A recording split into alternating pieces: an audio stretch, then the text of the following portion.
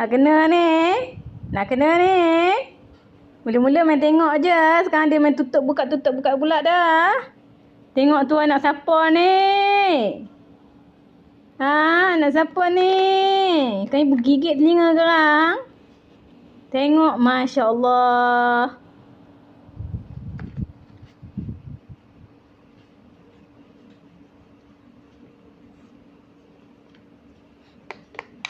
Dah. Ni tengok apa benda yang adik buka. Lagi kan tak tutup kan susah. Mari sini ibu nak tengok.